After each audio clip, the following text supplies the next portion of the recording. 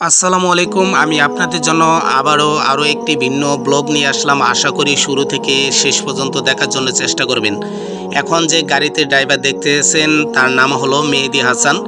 বয়স খুবই কম, তবে বোঠাট গ্রামে দক্ষ ড্রাইভার এই একজনই মেহেদী হাসান। তবে ইনি কামরুজ্জামানের হাত ধরেই এই দক্ষ ড্রাইভারের যোগ্যতা অর্জন করেছেন।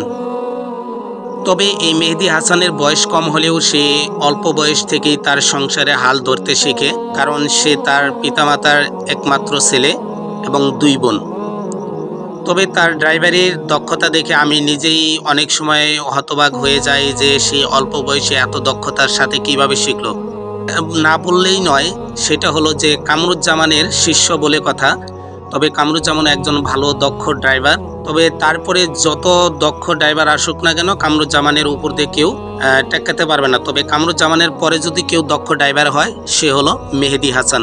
তবে আমাদের বোঠাট গ্রামের সকল গাড়ি চালকদের জন্য দোয়া করবেন, তারা যেন সুন্দরভাবে নিজেদের সংসার চালাতে পারে এবং আমাদের বোঠাট গ্রামের মুখ উজ্জ্বল করতে পারে।